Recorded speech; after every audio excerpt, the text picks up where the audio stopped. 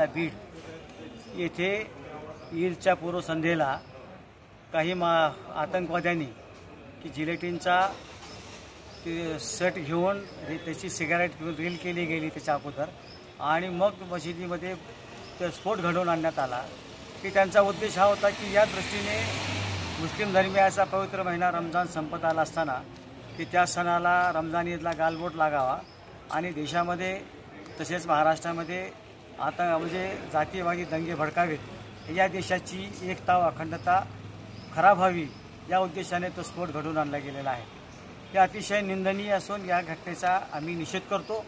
नागपूरच्या दंगलीमध्ये ज्या पद्धतीने आरोपीवरती मोकोका लावण्यात आला, दहशतवादी कायदा लावण्यात आला, त्याच पद्धतीने या दोघांवरती सुद्धा मोकोका लावावा, त्यांच्याविरुद्ध दहशतवादी कारवाई अंतर्गत कारवाई करावी, कायद्याअंतर्गत ज्या ज्या गोष्टी शक्य त्या करण्यात याव्या। जसे नागपूरच्या अशी घटना पुन्हा घडू नये यासाठी योग्य ते पायबंद घालावा। नागपूरच्या याच्यामध्ये आतंकवादी ठरवून त्यांची घरं पाडण्यात आली, तशाच पद्धतीने या दोघांची घरं पाडण्यात यावी। जर संविधानाप्रमाणे सर्व नागरिकाला समान हक्क असेल, कायदा सर्वांसाठी समान असेल, तर या दोघांनाही त्याच्यातून वगळता येऊ नये। केवळ हिंदू आहेत म्हणून त्यांना जे आहे की ते माती फिरू असतात आणि मुस्लिम कुणी गुन्हेगार असतो तेव्हा तो आतंकवादी असतो, हा मापदंड हे आश्चर्यकारक आहे।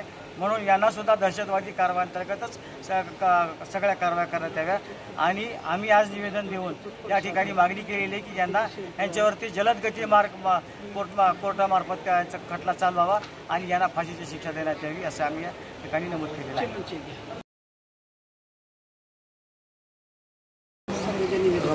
पवित्र रमजान ईदच्या पूर्वसंध्येला अर्धमसला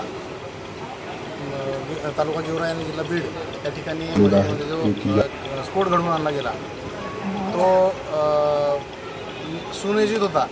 हे आता काही लपून राहिलेलं नाही, कारण की ज्या दोघांनी तो जे प्रकरण घडवून आणलं त्यांनी अगोदर त्याचा व्हिडिओ वगैरे केला होता, व्हिडिओ करून तो व्हायरल झालेला आहे। त्यामुळे हा अचानक झालेला स्फोट नाही, तो सुनियोजित केलेला स्फोट आहे आणि ज्या देशभरात आता चालू आहे म्हणजे आतापर्यंतचा इतिहास आहे आपला, ज्या अशा प्रकार घडतात तर अशा श्रृंखलाच चालू करतात। ते कुठंतरी एखादा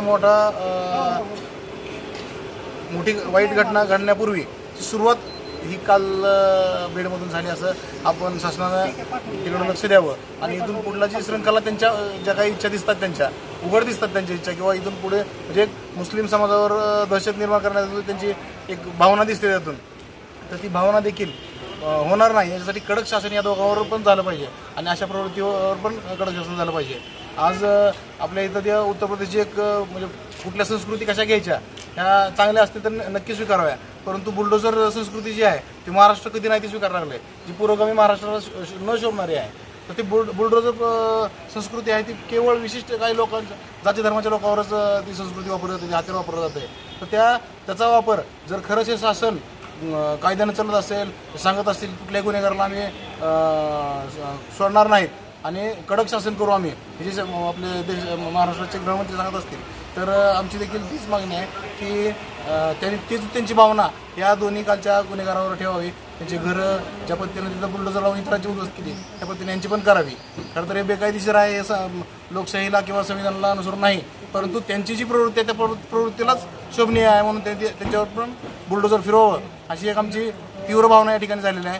हा लोकशाहीवर होणारा सततचा घाला जो आहे हा थांबवायचा असेल तर शासनाने लक्ष द्यावं, अन्यथा शासनाच्या विरोधात वेगवेगळ्या पद्धतीने आम्ही लोकशाही मार्गाने तीव्र आंदोलन करू, याचा निषेध करू आणि सतत करत राहू।